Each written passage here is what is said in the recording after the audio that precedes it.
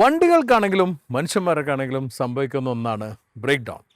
ഞാൻ അന്ന് കൊണ്ടുവന്നിരിക്കുന്ന ഈ ഓഡി Q8 ബ്രേക്ക് ഡൗൺ സംഭവിച്ചില്ല, മറിച്ച് എനിക്കാണ് ബ്രേക്ക് ഡൗൺ സംഭവിച്ചത്. ആ ബ്രേക്ക് ഡൗൺ കഴിഞ്ഞ് ഞാൻ തിരിച്ചു വന്നിരിക്കുകയാണ്. അതെന്താണെന്ന് നമുക്ക് അറിയാനാണ് ഇന്നത്തെ എപ്പിസോഡിൽ. അത് മാത്രമല്ല വേറെ കഥകളുണ്ട്, എല്ലാം നമുക്ക് നോക്കാം. On my flyers, welcome to fly.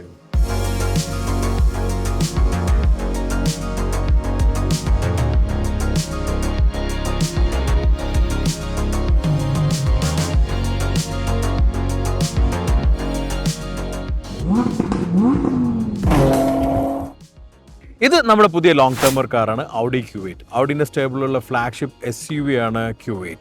ഇപ്പം A8 ഇല്ല, റൈറ്റ് നോ പ്രൊഡക്ഷനിലില്ല. അപ്പം Q8 തന്നെയാണ് ഫ്ലാഗ്ഷിപ്പ് ആയിട്ടുള്ള മോഡലും.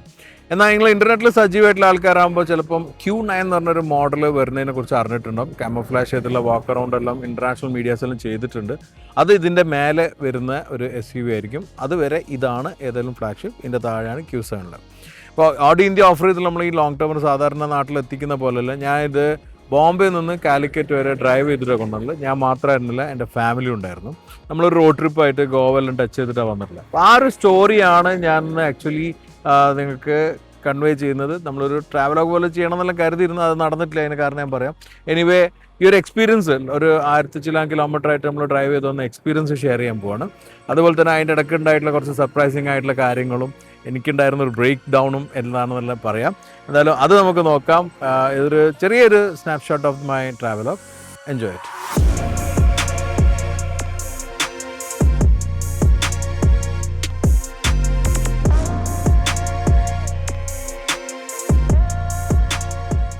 ഈ വണ്ടിയിലെ ഏറ്റവും വലിയ അട്രാക്ഷൻ എന്നോട് പലരും പറഞ്ഞിട്ടുള്ളത് ഇതിൻ്റെ കളറാണ്. ഇതിൻ്റെ പേര് സാക്കിർ ഗോൾഡ് ആണ്. ശരിക്കും നമ്മൾ ഡെസേർട്ട് കളർ എന്നെല്ലാം പറയുന്ന ആ ഒരു കളർ തന്നെയാണ്. ഈ ഒരു കളറിനെ അട്രാക്ട് ചെയ്തപ്പം എൻ്റെ ഒരു ഫ്രണ്ട് ദുബായിൽ ഒരു Q8 എടുക്കുമ്പോൾ ഈ വണ്ടി കളറും എല്ലാം എടുത്തിട്ടുള്ളത്. എനിവേ, ഈ കളറിൻ്റെ വിഷ്വൽസും നല്ല രസമുണ്ട്. പലപ്പോഴും നമുക്ക് വളരെ സുഖമായിരുന്നു. ഗോവയെല്ലാം പോയപ്പം പൊടിയെല്ലാം പിടിച്ചിട്ടൊന്നും അറിയാത്ത രീതിയിലുള്ള ഒരു കളറും കൂടിയാണിത്. എനിവേ, എനിക്ക് ഭയങ്കര ഇഷ്ടമാണ്. ഇപ്പോൾ നമ്മൾ പല വണ്ടികളിലും ഈ കളർ കണ്ടിട്ടുണ്ട്. Q8 കാണപ്പോഴും നല്ല രസമുണ്ട്.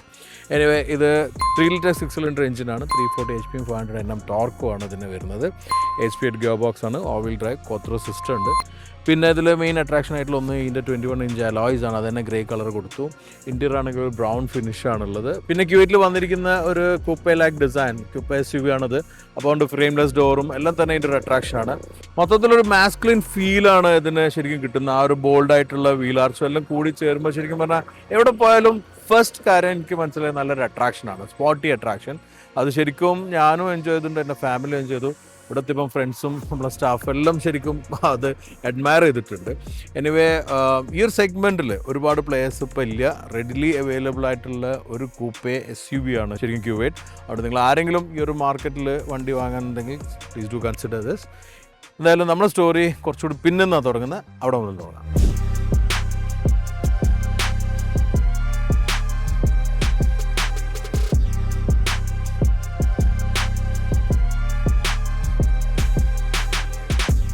നമ്മൾ ഈ ട്രാവലോഗ് ബോംബെയിൽ നിന്ന് ഗോവ വഴി കോഴിക്കോട് ആണെങ്കിലും എൻ്റെ ഈ ട്രാവലിൻ്റെ സ്റ്റോറി കുറച്ചുകൂടി പിന്നെന്ന് വരും. ഞാൻ ബോംബെയിലേക്ക് എത്തിയത് വിയറ്റ്നാമിൽ നിന്നായിരുന്നു. നമ്മൾ വിൻഫാസ്റ്റിൻ്റെ ഒരു ട്രിപ്പിന് പോയപ്പോഴാണ് എനിക്കൊരു ഈ ബ്രേക്ക് ഡൗണിൻ്റെ ഒരു തുടക്കം ഉണ്ടായത്. അപ്പോൾ ഞാനത് ഈ ഒരു സ്റ്റോറി പറയുന്നത് ഇതിൻ്റെ സിമ്പതി കിടാൻ മാത്രമല്ല, നിങ്ങൾക്കൊരു അവയർനെസ്സിന് വേണ്ടിയിട്ടാണ്. കാരണം ഞാൻ പീരിയോഡിക്കലി ഞാൻ സാധാരണ ഹെൽത്ത് ചെക്ക് ചെയ്യുന്നതാണ്. നമ്മുടെ സാധാരണ ചെക്ക് ചെയ്യുന്ന പോലെ കൊളസ്ട്രോള്, പിന്നെ ഷുഗർ, BP. എനിക്ക് സാധാരണ ഒരു യൂറിക് ആസിഡാണ് കുറച്ച് ഹൈ ആയിട്ട് നിൽക്കാറുള്ളത്. അത് ഇടയ്ക്ക് പെയിൻ വരുമ്പോൾ അതിനനുസരിച്ച് കൺട്രോൾ ചെയ്യാറുണ്ട്.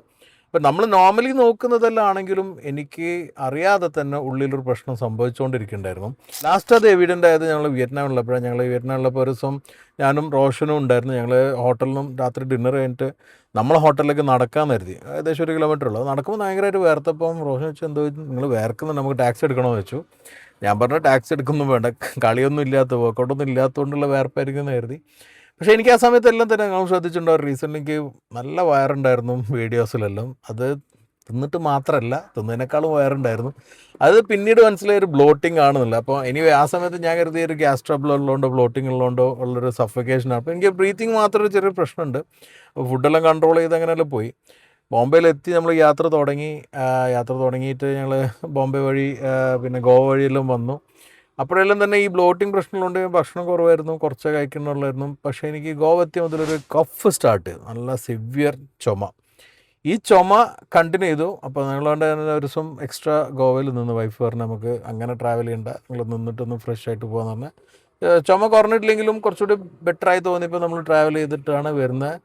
അങ്ങനെ സെക്കൻഡ് ഡേ നമ്മൾ ഗോവ കറങ്ങിയിട്ട് രാത്രി ഗോകർണ എത്തിയിട്ട് അവിടെ സ്റ്റേ ചെയ്തപ്പോഴാണ് പിറ്റേന്ന് ഏർലി മോർണിംഗ് എൻ്റെ വൈഫിൻ്റെ ഫാദറിനുള്ള മരിച്ചു എന്നുള്ള വിവരം വന്നത്. അപ്പോൾ നമ്മളപ്പം തന്നെ പുറപ്പെട്ടു. അപ്പം ഞാൻ ആ ഒരു സിറ്റുവേഷൻ ആയതുകൊണ്ട് ഞാൻ തന്നെ ഡ്രൈവ് ചെയ്ത് വരിക ചെയ്ത്. അപ്പോൾ വരുമ്പോൾ എല്ലാം തന്നെ കഫ് ഉണ്ടായിരുന്നു, നല്ല ചുമ ഉണ്ടായിരുന്നു. ഇവിടെ എത്തിയപ്പോൾ ഞാൻ നമ്മളെ ഹജാസ് മരിച്ച വീട്ടിലേക്ക് എത്തി. അപ്പോൾ ഞാനോട് പറഞ്ഞു വെച്ചൊരു കഫ് സിറപ്പ് എന്തെങ്കിലും വാങ്ങിക്കണം. അവർ ലേഹ്യം വാങ്ങി വന്നവിടെ വന്ന് തന്നു. ഞാൻ കഴിച്ചപ്പം ബെറ്ററായി. പക്ഷെ അന്ന് തന്നെ എനിക്ക് നമ്മൾ ഈ കബറെടുക്കാൻ പോകുമ്പോൾ തന്നെ നടക്കുമ്പോൾ എനിക്ക് കുറച്ച് ബുദ്ധിമുട്ടായി, ശ്വാസം മുട്ടലെല്ലാം. അപ്പോൾ അന്നത് കഴിഞ്ഞു ബെറ്ററായിട്ട് രാത്രി തന്നെ ഭക്ഷണമെല്ലാം കഴിച്ച് കിടന്നിട്ട് നെക്സ്റ്റ് ഡേ ഞാൻ കാണിക്കാൻ പോയപ്പം സാധാരണ ഒരു cough lung congestion ENT related ഞാൻ കാണിക്കാൻ പോയതാണ്. അവിടുന്ന് ഒരു ENT അല്ല, ഇത് കാർഡിയക്കാണ്, നിങ്ങൾ ചെക്ക് ചെയ്യണമെന്ന് പറഞ്ഞ് അങ്ങനെ കാർഡിയോളജിസ്റ്റിൻ്റെ അടുത്ത് പോയിട്ട് ECGയും എക്കോയും ചെയ്തു. അപ്പോൾ സാധാരണ നമ്മൾ ഈ ടെസ്റ്റെല്ലാം ചെയ്യുമ്പം ECG എക്കോ എപ്പോഴും ചെയ്യുന്നത് നല്ലതായിരിക്കും. അപ്പോഴാണ് ശരിക്കും ഹാർട്ടിൻ്റെ ഉള്ള പ്രശ്നമെന്ന് മനസ്സിലായത്. ഓക്സിജൻ റേറ്റ് കുറവായിരുന്നു. 97 വേണ്ടടുത്ത് 33 നിന്ന സമയമായിരുന്നു. ഇനി അപ്പം തന്നെ എന്നെ പിടിച്ചിട്ട് ICUയിൽ ഇട്ടു. അതൊരു ക്ലിനിക്കായിരുന്നു. അവിടുന്ന് വേഗം ആസ്ട്രോമിംസ് കോഴിക്കോട്ടേക്ക് മാറ്റി പെട്ടെന്ന് തന്നെ ആൻജിയോഗ്രാം ചെയ്തു. ബ്ലോക്ക് ഉണ്ടെന്ന് കണ്ടു. ആൻജിയോപ്ലാസ്റ്റിയും ചെയ്തിട്ട് ബ്രേക്ക് ഡൗൺ എല്ലാം കഴിഞ്ഞ് ഒരു മാസം റെസ്റ്റ് ചെയ്യാനായിട്ടാണ് ഇവിടെ ഇരിക്കുന്നത്. ഞാനിത് പറയാൻ കാരണം വേറെ ഒന്നുമല്ല, നമ്മൾ എല്ലാവരും ഹെൽത്ത് കോൺഷ്യസ് ആവണം. ഞാൻ ഈ ഒരു ഹാഷ്ടാഗും പറയാം, ഡോക്ടർ പറഞ്ഞൊരു ഹാഷ്ടാഗാണ് അവർ എൻജിൻ ഫസ്റ്റ്. നമ്മൾ എൻജിൻ ഫസ്റ്റ് ആവണം. അതിൽ ഞാൻ കുറച്ച് വീക്കായി. ഞാൻ കൂടുതൽ വർക്കഹോളിക് ആയിപ്പോയി, കൂടുതൽ വർക്കായിട്ട് കമ്മിറ്റഡായി. ബാക്കിയുള്ള കമ്മിറ്റ്മെൻറ്റെല്ലാം തീർക്കുന്ന സമയത്ത് എൻ്റെ കാര്യം ശ്രദ്ധിക്കുന്നതിൽ കുറച്ച് വീക്കായി ഉണ്ടായിരുന്നു. അത് നിങ്ങൾക്ക് സംഭവിക്കരുതും. ഹെൽത്ത് കോൺഷ്യസ് ആവുക. വെറും നമ്മൾ വർക്കൗട്ടും കാര്യം മാത്രമല്ല, ഈ ടെസ്റ്റ് കാര്യമെല്ലാം പീരിയോഡിക്കലി ചെയ്യുമ്പോൾ തന്നെ കാർഡിയോ റിലേറ്റഡും ചെയ്യുക. അന്നത്തെ കാലത്ത് നമ്മൾ കഴിക്കുന്ന ഭക്ഷണമെല്ലാം വെച്ചിട്ട് എന്തായാലും എന്തെങ്കിലും ഇഷ്യൂസെല്ലാം ഉണ്ടാവും. അതിനുള്ള റെമഡി പെട്ടെന്ന് എടുത്തു കഴിഞ്ഞാൽ പെടൂല. ദൈവാനുഗ്രഹമാണ് ഈ യാത്രയിലൊന്നും വലിയ അപകടമൊന്നും സംഭവിക്കാതെ എത്താൻ പറ്റിയത്. റിസ്കി ആയിട്ട് തന്നെ ചെയ്ത് ആരും ഇത് ചെയ്യരുത്. അപ്പോൾ അങ്ങനെ എന്തെങ്കിലും സിംറ്റംസ് കണ്ടാൽ, ഇപ്പം നമ്മൾ സാധാരണ പെട്രോൾ തീരാനാകുമ്പം സ്കൂട്ടർ ബൈക്കെല്ലാം ചോക്ക് ചെയ്യും. അതേപോലെ ആയിരുന്നു ഈ ചുമ എന്നാണ് ഡോക്ടർ എന്നോട് പറഞ്ഞത്. അപ്പോൾ അതുകൊണ്ട് ഇതെല്ലാം തന്നെ ഞാൻ പറയാൻ കാരണം, നിങ്ങൾക്ക് അങ്ങനത്തെ എന്തെങ്കിലും ഒരു സൂചന കിട്ടുകയാണെങ്കിൽ റിസ്ക് എടുക്കരുത്. നെക്സ്റ്റ് ഹെൽത്ത് സെൻ്ററിലോ ക്ലിനിക്കിലോ ഹോസ്പിറ്റലിലോ പോയിട്ട് ചെക്ക് ചെയ്യുക. എന്തായാലും ഒരു ബ്രേക്ക് ഡൗൺ സംഭവിക്കാതിരിക്കാൻ നോക്കുക. ബ്രേക്ക് ഡൗൺ വന്നു കഴിഞ്ഞാൽ നമുക്കൊന്നും പറയാൻ പറ്റില്ല. എന്തായാലും അത് കഴിഞ്ഞാൽ be positive, be energetic, come back strong.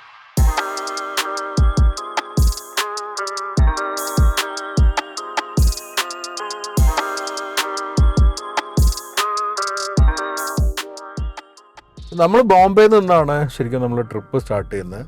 ബോംബെയിൽ ഒരു ദിവസം നിന്ന് നമ്മൾ അവിടെ എല്ലാം കറങ്ങി, അവിടെ കുറേ ഷോപ്പിംഗ് കാര്യമെല്ലാം കഴിച്ചിട്ട് നെക്സ്റ്റ് ഡേ ഹാഫ് ഡേയോളം ബോംബെയിലുണ്ടായിരുന്നു. അന്ന് ബോംബെയിൽ സൺഡേ ആയതുകൊണ്ട് തന്നെ നമ്മൾ സീലിംഗ് എല്ലാം പോയി ഒന്ന് കറങ്ങി അവിടെയുള്ള രാവിലത്തെ സൂപ്പർ കാർ ഷോട്ട്സും എല്ലാം കണ്ട്, പിന്നെ അടൽ സേതു വഴിയാണ് പൻവേൽ വരെ വരുന്നത്. അടൽ സേതു മുതൽ എൻ്റെ മകള് ഡ്രൈവ് ചെയ്യാൻ തുടങ്ങി. മൂത്ത മകള് സ്നേഹ ഡ്രൈവ് ചെയ്യുമ്പോൾ ലൈസൻസ് എല്ലാം കിട്ടിയ ഒരു വർഷം എക്സ്പീരിയൻസ് ആയിട്ടുണ്ട്. അപ്പോൾ അവൾ അവിടെ മുതൽ ഓടിക്കാൻ തുടങ്ങി. എനിക്ക് കുറച്ച് റിലാക്സിങ് ആയി. എന്തായാലും ഫസ്റ്റ് ഓഫ് ഓൾ എനിക്ക് പറയാനുള്ളത്, ത്രൂ ഔട്ട് ദ ജേർണി ഇതിൻ്റെ സസ്പെൻഷൻ വാസ് അമേസിങ്. വളരെ കംഫർട്ടബിൾ സസ്പെൻഷനാണ്. ഈവൻ ദോ 21 ഇഞ്ച് അലോയ്സ് ആണ് എങ്കിലും കുറച്ചുകൂടി പ്രൊഫൈലുള്ള ടയർ, 21 ആയതുകൊണ്ടുള്ള പ്രൊഫൈലിൻ്റെ ഗുണവും കൂടി ചേരുമ്പോൾ നമുക്ക് ride full through out it was very comfortable. പിന്നെ നമ്മളിപ്പോൾ റോഡ്ലെസ് ഫ്രെയിമെല്ലാം ആണെങ്കിൽ കൂടി പിന്നെ പുറത്തുനിന്നുള്ള വോയിസോ എയറിൻ്റെ എല്ലാത്തെ ഇൻസുലേഷൻ ഭയങ്കരമായിട്ട് അപ്രീഷിയേറ്റ് ചെയ്യണം. ഈവൻ ദോ നമ്മൾ ഹൈ സ്പീഡിൽ വലിയ ഹൈവേയിൽ പോകുമ്പോൾ കുറച്ച് സൗണ്ട് പിടിക്കുന്നതായിട്ട് തോന്നുന്നുണ്ടെങ്കിലും ഒരു തരത്തിലും നമുക്ക് അനോയിങ് ആയി തോന്നിയിട്ടില്ല എന്നുള്ളതും വേറൊരു ഫാക്റ്റാണ്. പൻവേലിൽ നിന്ന് നമ്മൾ പിന്നെ ശരിക്കും പറഞ്ഞാൽ 2 റൂട്ടുണ്ട്. നമുക്ക് എക്സ്പ്രസ് ഹൈവേ എടുത്തിട്ട് പൂനെ വഴി ഒന്ന് കോലാപ്പൂരിൽ നിന്നും തിരിഞ്ഞിട്ട് പോകാവുന്ന റൂട്ടുണ്ട്, വേറെയും റൂട്ടുണ്ട്. പക്ഷെ നമ്മളെടുത്തത് പഴയ റൂട്ടാണ്, കോസ്റ്റൽ റൂട്ടാണ്. അത് നമ്മൾ രത്നഗിരി വഴി വരുന്ന റൂട്ടായിരുന്നു എടുത്ത്. ഞാനത് കുറേ വർഷം മുന്നേ ഞാനും പ്രശാന്തേട്ടനും കൂടെ ഒരു കൊച്ചി ബോംബെ വൈശാഖ് അങ്ങനെ തിരിച്ച് കൊച്ചി എത്തുന്ന ഒരു BMW ഡ്രൈവ് ചെയ്തിരുന്നു. 1 സീരീസും തിരിച്ച് 5 സീരീസിലായിട്ട്. അന്നാണ് ലാസ്റ്റ് ടൈം പോകുന്നത്. അന്ന് പഴയ റോഡാണ്. ഇന്ന് കുറേ ഭാഗമെല്ലാം ഡെവലപ്പ് ആയിട്ടുണ്ട്. എന്നാലും നമ്മളവിടെ ഹൈവേൻ്റെ വർക്ക് എടുക്കുന്നവർ ഇടയ്ക്ക് പൊളിഞ്ഞ ഭാഗമുണ്ട്, അതുപോലെ തന്നെ ഇടയ്ക്ക് വർക്ക് തീരാത്ത ഭാഗമുണ്ട്. ആ ഭാഗത്തു നിന്നെല്ലാം നമ്മൾ സർവീസ് റോഡ് ഡിപ്പെൻഡ് ചെയ്യണം. എല്ലാം കൂടി ചേർന്നിട്ട് എന്നിട്ടും നമുക്ക് കുറേ കൂടെ ടൈം സേവ് ചെയ്യുന്ന വരി ഓടിക്കാൻ പറ്റിയിട്ടുണ്ട്. ആ റോട്ടിലെല്ലാം തന്നെ ഞാൻ കുറേ റൈഡാണ് എൻജോയ് ചെയ്തത്. നമ്മൾ രാത്രി ആയിട്ടുണ്ട് ഗോവ ബോർഡർ കിടക്കുമ്പോൾ. അന്ന് ഗോവയിൽ തങ്ങി നെക്സ്റ്റ് ഡേ നമ്മളൊന്ന് കറങ്ങാനുള്ള പ്ലാൻ ചെയ്തു. ഫസ്റ്റ് ഓഫ് ഓൾ നമ്മൾ താമസിക്കാൻ ചൂസ് ചെയ്തത് ഹോട്ടലായിരുന്നില്ല. എൻ്റെ വൈഫിൻ്റെ ഒരു സെലക്ഷനാണ്. നല്ലൊരു പോർച്ചുഗീസ് ഹൗസാണ്. ഇപ്പം ഹൗസ് റെൻറ്റിലും കിട്ടും. ഫാമിലിയിലായിട്ട് പോകുമ്പം ഹൗസ് റെൻറ്റിൽ എടുത്തു കഴിഞ്ഞാൽ കുറേ ബെനിഫിറ്റ്സ് ഉണ്ട്. പ്രൈവറ്റ് പൂളുണ്ട്, പെൺകുട്ടികളെല്ലാം കൂടുമെങ്കിൽ കുറച്ചുകൂടി പ്രൈവസി കിട്ടും. പിന്നെ അതുപോലെ തന്നെ കിച്ചൺ ഉണ്ട്, നമുക്ക് തന്നെ ഫുഡ് പ്രിപ്പയർ ചെയ്യാം. റൂംസ് 2-3 റൂംസ് എല്ലാം കിട്ടുന്നുണ്ട്. നമുക്ക് 2 ഹോട്ടൽ റൂം എടുക്കുന്ന അല്ലെങ്കിൽ ഒരു സ്റ്റാർ കാറ്റഗറി ഹോട്ടൽ റൂം എടുക്കുന്ന പൈസ ആവുന്നുള്ളൂ വീടെല്ലാം റെൻറ്റ് ചെയ്താൽ. അപ്പോൾ അങ്ങനെ നല്ലൊരു പോർച്ചുഗീസ് ബംഗ്ലോ ടൈപ്പ് വീട്. It was very good. ആ വീട് തന്നെ കാണാനുണ്ടായിരുന്നു. അപ്പോൾ അത് നമ്മൾ ശരിക്കും ഒരു ഹാഫ് ഡേ എൻജോയ് ചെയ്ത്.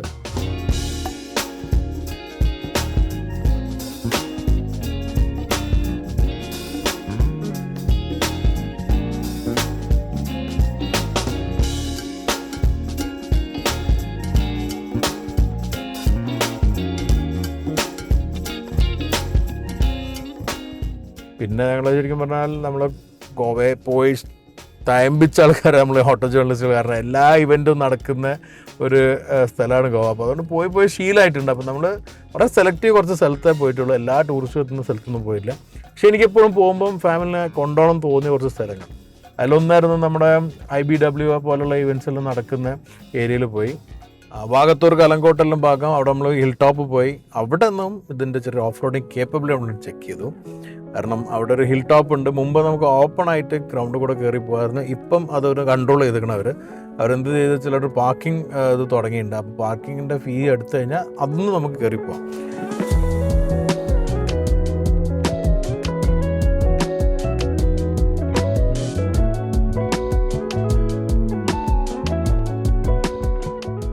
അത്യാവശ്യം ഈ നമ്മൾ സാധാരണ ഒരു ഓഫ് റോഡൊന്നും ചെയ്യാതെ കിടക്കുന്ന കഴിവുള്ള വണ്ടികളുണ്ട്. അതിൽ പെടുന്ന ഒന്നാണിത്. എനിക്ക് തോന്നുന്നില്ല കസ്റ്റമേഴ്സ് അങ്ങനെ ഓഫ് റോഡെല്ലാം കൊണ്ടുവന്നിട്ടുണ്ട്. പക്ഷേ ഇതിൽ നമുക്ക് ഡ്രൈവ് മോഡിൽ നമുക്ക് ഓഫ് റോഡ് സെറ്റ് ചെയ്ത് കുറച്ച് റേസ് ആവും, സസ്പെൻഷൻ ശരിക്കും ആ ത്രോട്ടിൽ കൺട്രോളെല്ലാം മാറും. ഓഫ് റോഡ് ഓട്ടോമാറ്റിക്കലി ഒരു ടെറാൻ അനുസരിച്ചിട്ട് ത്രോട്ടിലെല്ലാം റെസ്പോണ്ട് ചെയ്യും. നമ്മളന്ന് കുറച്ചൊരു ക്ലൈംബും കുറച്ചൊരു ഗ്രേവലും ആയിട്ടുള്ള സ്ഥലമാണ്. നല്ലൊരു ആർട്ടിക്കുലേഷൻസ് എല്ലാം ഉണ്ടായിരുന്നു. ഇതൊന്നും ഞാൻ പ്രോപ്പർലി ഷൂട്ട് ചെയ്തായിരുന്നു. നമ്മളൊരു ഫാമിലി ട്രിപ്പ് ആയതുകൊണ്ട് ഷൂട്ടായിട്ടുള്ളത് നടന്നിട്ടില്ല. എങ്കിലും അവിടെ എത്തിയിട്ടുള്ള ആ ഒരു ഫീലും കാര്യങ്ങളെല്ലാം നമ്മൾ വിഷ്വൽസും ഫോട്ടോയിലും കാണാം. അവിടെ എൻജോയ് ചെയ്ത് പിന്നെ സൺസെറ്റെല്ലാം കഴിഞ്ഞിട്ടാണ് നമ്മൾ അന്നത്തെ ഡേ നമ്മളൊരു കഫേയിലെല്ലാം പോയി അവർ എൻജോയ് ചെയ്തു. സൺസെറ്റ് ഫുഡ് അവർക്കുള്ള ഫുഡ് ഞാൻ അപ്പോഴെല്ലാം തന്നെ ഫുഡൊന്നും കഴിക്കാത്ത അവസ്ഥയിലായിരുന്നു. അന്നത് കഴിഞ്ഞ് നെക്സ്റ്റ് ഡേ ഞങ്ങൾ അന്നുകൂടെ എക്സ്റ്റെൻഡ് ചെയ്തു. നെക്സ്റ്റ് ഡേ ബാക്കിയുള്ള ഗോവ സൈഡെല്ലാം നമ്മൾ പോയി കണ്ടു. ഓൾ ഗോവ പോയി. പിന്നെ പഞ്ചിമിലാണ് ലഞ്ചെല്ലാം കഴിച്ച് അവിടെയുള്ള കുറച്ച് സൈറ്റ്സ് എല്ലാം കണ്ടിട്ട് നമ്മൾ കാബോഡി റാമയിലേക്ക് പോയി. ഭാഗ്യത്തിന് എനിക്കുള്ള ടേസ്റ്റ് പോലെ തന്നെ ഫാമിലിക്കും മിക്കവാറും ഈ ക്രൗഡൊന്നും ഇല്ലാതെ നല്ല എൻജോയ് ചെയ്യാൻ പറ്റുന്ന സ്ഥലങ്ങളിൽ പോകുക എന്നുള്ളതാണ്. കാബോഡി റാമ നമ്മൾ ഈ ക്ലിഫായിട്ടുള്ളൊരു സ്ഥലമാണ്. നമ്മൾ വർക്കല ബീച്ചിൻ്റെ എല്ലാം പോലുള്ളൊരു സ്ഥലമാണ്. പലപ്പോഴും നമ്മൾ ഷൂട്ട് ചെയ്തിട്ടുണ്ട്. അവിടെ പോയി അവിടെ നിന്നും ഇതേപോലത്തെ സൺസെറ്റെല്ലാം നമ്മൾ ആസ്വദിച്ചു. തിരിച്ച് മഡ്ഗോവിൽ താമസിക്കാമെന്നായിരുന്നു കരുതി. അപ്പം എനിക്ക് തോന്നി വീണ്ടും തിരിച്ച് ഗോവയ്ക്ക് പോകണം. നെക്സ്റ്റ് ഏതായാലും നാട്ടിലേക്ക് വരുമ്പോഴുള്ള കുറേ കാഴ്ചയെല്ലാം കണ്ടു വരാനുള്ള പ്ലാനായിരുന്നു. അത് കഴിഞ്ഞിട്ട് അടുത്ത ദിവസം ആണ് ശരിക്കും പറഞ്ഞാൽ ഇലക്ഷൻ ഉണ്ടായിരുന്നത്. അപ്പോൾ നമ്മൾ 7-ാം തീയതി ആണ് ആ ഭാഗത്ത് എത്തുന്നത്. 9-ാം തീയതി ഇലക്ഷൻ. അപ്പോൾ 8-ാം തീയതി നാട്ടിലെത്താനുള്ള പ്ലാനായിരുന്നു. അപ്പോൾ 7-ാം തീയതി ഞങ്ങളന്ന് ആക്ച്വലി കാർവാർ എയിം ചെയ്തു വിട്ടു. പക്ഷേ കാർവാറെല്ലാം ഇപ്പം ഞാൻ ലാസ്റ്റ് പോയത് വെച്ച് നോക്കുമ്പോൾ റോഡെല്ലാം ഫുള്ളി ഡെവലപ്പ് ചെയ്തിട്ടുണ്ട്. അങ്ങനെ പെട്ടെന്ന് എത്തി, ഒരു 3/4 മണിക്കൂർ കൊണ്ട് എത്തിയപ്പം വീണ്ടും സമയമുണ്ട്. നമ്മൾ പ്ലാൻ മാറി ഗോകർണ താമസിക്കാന്ന് വെച്ചാൽ ഗോകർണ വരെ പോയി. ഗോകർണ ഒരു ശരിക്കും പറഞ്ഞാൽ ഒരു ഐസൊലേറ്റ് ചെയ്ത് നിൽക്കുന്ന സ്ഥലമാണ്. അവിടെ നല്ലൊരു കാഴ്ചയും ബീച്ചെല്ലാം ഉണ്ട്. പിന്നെ അവിടെ നല്ലൊരു റിസോർട്ട് ഉണ്ടായിരുന്നു. അപ്പോൾ അതെല്ലാം കാണാം എന്ന് കരുതി. എൻ്റെ വൈഫ് ആർക്കിടെക്റ്റാണ്, പുള്ളിക്കാരിക്ക് അതും അങ്ങനത്തെ എൻജോയ്മെൻറ്റ്സും ഇഷ്ടമാണ്, ഞാനും ഇഷ്ടപ്പെടുന്നതാണ്. അവിടെ പോയി കണ്ടിട്ട് പിന്നെ ആ റൂട്ടിൽ വരുമ്പോൾ കുറേ കാഴ്ചകൾ മാപ്പയും അതുപോലെ തന്നെ അങ്ങനത്തെ ഏരിയയിലുണ്ട്. അങ്ങനെ വരാമെന്ന് കരുതിയത്. പക്ഷേ ആ രാത്രിയെല്ലാം തന്നെ എനിക്ക് ഉറക്കിട്ടാത്ത പ്രശ്നം ഉണ്ടായിരുന്നു, ഞാൻ നേരത്തെ പറഞ്ഞ കാരണവശാൽ. അപ്പോൾ ഞാൻ ഉറക്കെല്ലാം കിട്ടാതെ ഇങ്ങനെ ഇരിക്കുന്ന സമയത്ത് ഏകദേശം പുലർച്ചയ്ക്കാണ് എൻ്റെ മദറിനെ വിളിച്ചിട്ട് പറഞ്ഞ ഫാദറിൽ പോയിട്ടുണ്ടെന്ന്. അപ്പോൾ പിന്നെ ഞാൻ ഫാമിലിയോട് പറഞ്ഞു മാറ്റർ, മോനോടൊക്കെ ബാക്കി കുട്ടികളോടാണെങ്കിലും വൈഫിനോട് പറഞ്ഞ് നമ്മൾ അവിടുന്ന് പിന്നെ വേറെ എന്തെങ്കിലും മീൻസ് ഓഫ് ട്രാൻസ്പോർട്ട്, ട്രെയിനോ ഫ്ലൈറ്റോ എന്തെങ്കിലും രീതിയിൽ എനിക്കില്ലെങ്കിലും അറ്റ്ലീസ്റ്റ് ഫാമിലിക്ക് വേഗം എത്താമെന്നുള്ളതിൽ പ്ലാൻ ചെയ്തു. പിന്നെ ഞാൻ കരുതി മംഗലാപുരം പോയിട്ട് എൻ്റെ ഫ്രണ്ടിൻ്റെ വീട്ടിൽ വണ്ടി വെച്ചിട്ട് അവിടുന്ന് ട്രെയിൻ എടുക്കാമെന്നെല്ലാം പ്ലാൻ ചെയ്തു. പക്ഷെ ഒന്നും നടന്നില്ല, ട്രെയിൻ ആ സമയത്ത് ഉണ്ടായിരുന്നില്ല. നമുക്ക് നെക്സ്റ്റ് നിയറസ്റ്റ് റെയിൽവേ സ്റ്റേഷനിലെ ബഡ്ക്കളിലായിരുന്നു. അപ്പോൾ ഞാൻ വിചാരിച്ചു ഓടിക്കാം, വണ്ടി ഓടിച്ചിട്ട് തന്നെ വരാമെന്ന് പറഞ്ഞാൽ എനിക്ക് ആ സമയത്തെല്ലാം നല്ല ചുമണ്ട്. എന്നാലും ആ രാവിലത്തെ ആ ഒരു നമ്മളെല്ലാവരും ഒരു പാനിക്കായിട്ട് നിൽക്കുന്ന ഒരു ഷാറ്റഡ് നിൽക്കുന്ന സിറ്റുവേഷനാണ്. അപ്പോൾ ഞാൻ തന്നെ ഡ്രൈവ് ചെയ്തു മംഗലാപുരം വരെ. മംഗലാപുരം വേഗം കവർ ചെയ്യണമെന്ന് എനിക്ക് ഉണ്ടായിരുന്നു. കാരണം വെച്ചാൽ അത് കഴിഞ്ഞാൽ പിന്നെ നമ്മളെ റോഡ് എനിക്കറിയാം കുറേ ഭാഗമെല്ലാം പുതിയ ഹൈവേ വന്നിട്ട് കാസർഗോഡ് കയറി കഴിഞ്ഞാൽ നമ്മൾ നാടെത്തിൻ്റെ ഉള്ളൊരു ഗുണവും കിട്ടും എന്നറിയാം. അതുവരെ ഞാൻ കുറച്ച് സ്പീഡിൽ ET എല്ലാം കുറച്ചുകൊണ്ട് ഓടിച്ച് നമ്മൾ ഏതായാലും ഒരു 9 മണിയാകുമ്പോഴേക്ക് മംഗലാപുരം പാസ് ചെയ്തു. കാസർഗോഡ് കയറുമ്പോഴേക്കും എനിക്ക് ചുമച്ചിട്ട് ഓടിക്കാൻ പറ്റാത്തൊരവസ്ഥയിലെത്തി. അപ്പോൾ പിന്നെ മകൾ എന്നെ വീണ്ടും ഓടിച്ച്, അവൾ ഏകദേശം കോഴിക്കോട്ടിൻ്റെ അടുത്ത് വരെ ഓടിച്ച് ഞങ്ങൾ ഇടയ്ക്കൊന്ന് ഒരു ചായ കുടിക്കാൻ മാത്രം നിർത്തി വേഗം എത്താമെന്നുള്ളതിൽ അങ്ങനെയാണ് ഞങ്ങൾ വന്നത്. എനിവേ ലാസ്റ്റ് ലെഗ് ഒരു സത്യം പറഞ്ഞൊരു വിഷമമുള്ളൊരു സിറ്റുവേഷൻ ആണെങ്കിലും ഒരു അനുഭവം എന്ന് വെച്ച് കഴിഞ്ഞാൽ നല്ലൊരു ഡ്രൈവിംഗ് എക്സ്പീരിയൻസ്, നല്ല ട്രിപ്പും നമുക്ക് ഈ Kuwait ചെയ്യാൻ പറ്റി. വണ്ടിയുടെ കാര്യത്തിൽ ശരിക്കും പറഞ്ഞാൽ അൺഹാപ്പിയാണ്. കാരണം ഈ ഒരു 3 ലിറ്റർ 6 സിലിണ്ടർ എഞ്ചിന് വെച്ച് വരുമ്പോൾ തന്നെ എനിക്കൊരു ടെൻഷൻ ഉണ്ടായിരുന്നു എത്ര ഫ്യൂവലിന് പൊട്ടും. പക്ഷേ നല്ല മൈലേജ് നമുക്ക് 10 ആവറേജ് കിട്ടിയിട്ടുണ്ടായിരുന്നു. 11-12 എത്തിയ സമയത്ത്. പിന്നെ ലാസ്റ്റിലേക്ക് കൗണ്ട് ചെയ്യാൻ പറ്റില്ല, നമ്മൾ അങ്ങനെ വന്നിട്ടില്ല. എങ്കിലും ഞാനിവിടെ എത്തുമ്പോഴേക്കും എനിക്ക് 9.2 മൈലേജെല്ലാം ഉണ്ടായിരുന്നു. കംഫേർട്ട് ഞാൻ പറഞ്ഞ പോലെ തന്നെ ഒന്നും പറയാനില്ല. പിന്നെ അതുപോലെ തന്നെ റിഫൈൻമെൻറ്റും ഇപ്പോൾ നിങ്ങളും കേൾക്കുന്നുണ്ടാവും, സൗണ്ടെല്ലാം വളരെ കുറവാണ് ഉള്ളിലേക്ക്. ഇതെല്ലാം പുറമെ ഓടിക്കാനാണെങ്കിലും ഇപ്പോൾ ഞാൻ ഡയറക്റ്റ്ലി ഓടിച്ച സമയത്ത് 2 സമയം ഉണ്ട്. ഒന്ന് ഗ്ലിഷേർലി ഓടിച്ചുണ്ട്, മറ്റേ വളരെ സ്ട്രെസ്ഫുള്ളി നമ്മൾ സ്പീഡിൽ എത്തിയ ഒരു സിറ്റുവേഷൻ ഉണ്ട്. അതിന് ശരിക്കും പറഞ്ഞാൽ ഇത്രയും വലിയ വണ്ടിയാണെങ്കിലും ആ കോട്രോ ഉള്ളതും അതുപോലെ തന്നെ നല്ല ഒരു പവറുള്ളതും ശരിക്കും ഭയങ്കര ഗുണമാണ് ചെയ്തത്. എനിക്ക് ഒരുപാട് സമയം ലാഭിക്കാൻ പറ്റിയിട്ടുണ്ട്. അതുപോലെ തന്നെ പാസഞ്ചറായിട്ട് ഇരുന്നിട്ട് ഫ്രണ്ടിലാവട്ടെ റിയറിലാവട്ടെ ശരിക്കും കംഫർട്ടബിളി ഞങ്ങൾ 5 പേര് കംഫർട്ടബിളി ഇരുന്നു. നമ്മൾ ഫുൾ ലഗേജ് ഉണ്ടല്ലോ, ലഗേജ് എത്താൻ ഫുള്ളായിരുന്നു. കാരണം ഞാൻ വിയറ്റ്നാമിൽ നിന്ന് വന്നതുകൊണ്ട് എനിക്ക് വലിയ ലഗേജ് ഉണ്ടായിരുന്നു. കുറേ ദിവസത്തെ ട്രിപ്പായിരുന്നു അത്, 5 ദിവസം 6 ദിവസത്തെ ട്രിപ്പ് ഉണ്ടായിരുന്നു. അതെല്ലാം കൂടുമ്പോൾ ശരിക്കും പറഞ്ഞാൽ ഫുൾ പാക്ഡ് ലഗേജ്. എന്നിട്ടും സ്പേസ് ഉണ്ടായിരുന്നു, കംഫർട്ട് ഉണ്ടായിരുന്നു, എല്ലാം ശരിക്കും പറഞ്ഞാൽ എൻജോയ് ചെയ്തിട്ടുണ്ട്. ശരിക്കും മര്യാദയ്ക്ക് ഓടിച്ചു കഴിഞ്ഞാൽ മൈലേജ് കിട്ടുന്നുണ്ട്, അപ്പോൾ അതുകൊണ്ട് ആ ടെൻഷനും ഇല്ല. അപ്പോൾ ഇതെല്ലാം വെച്ച് നോക്കുകയാണെങ്കിൽ very good experience as A car.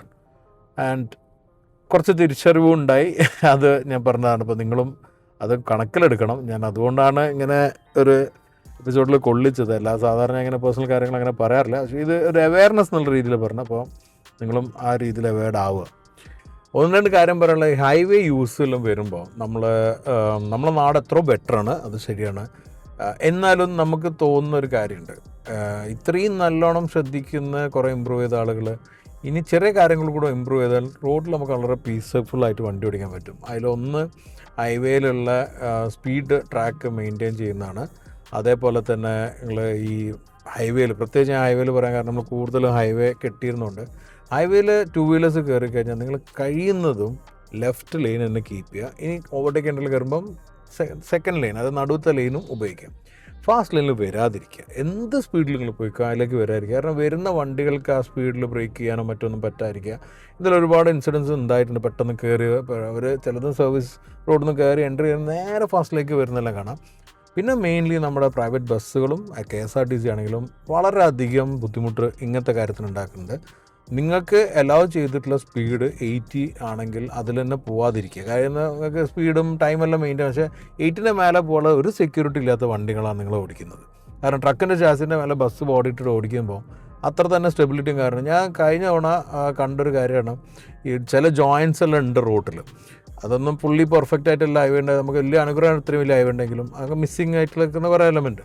അതുകൊണ്ട് ബസ് ഞങ്ങൾ പോണത് 90-ലാകുമ്പോൾ 100-ൽ പോകുന്നുണ്ട്. ഇതിൻ്റെ ശേഷമുള്ള ഇൻസിഡൻറ്റ്. ആ സമയത്ത് ബസ് 100-ലാണ് പോണത്, 100+ഉം ആണ്. ആ ഒരു ജോയിൻ്റ് എത്തിയപ്പം ശരിക്കും വണ്ടി മൊത്തം പൊളഞ്ഞു. ആ പൊളയലിൽ ഡ്രൈവറിന് കൺട്രോൾ ചെയ്യാൻ പറ്റിക്കണമെന്നൊന്നുമില്ല. ആ ബസ്സിലുള്ള ആരൊക്കെയൊക്കെ പ്രാർത്ഥന കൊണ്ടാണ് ആ സ്റ്റേബിളായിട്ട് പോയത്. ഇല്ലെങ്കിൽ വണ്ടി മറിയും.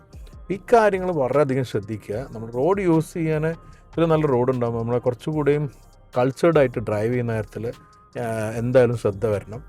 പിന്നെ കഴിയുന്നതും ആളുകൾ പിന്നിൽ വരുന്നവർ ഫാസ്റ്റിലാണെങ്കിൽ അവർ നമ്മൾ എത്ര ഫാസ്റ്റിലാണ് പോകണം നോക്കണ്ട. നമ്മൾ ഈ ഫാസ്റ്റ് ലൈനിൽ നിന്ന് മാറിക്കൊടുക്കുക. ലൈറ്റ് ഇടുക, ഹോൺ അടിക്കുകയെല്ലാം ചെയ്താൽ സെക്കൻഡ് ലൈനിലേക്ക് മാറിക്കൊടുക്കുക.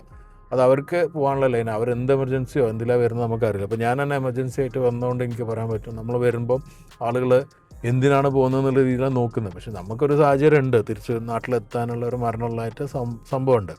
ഇങ്ങനത്തെ കാര്യങ്ങളെല്ലാം ശ്രദ്ധിക്കുക.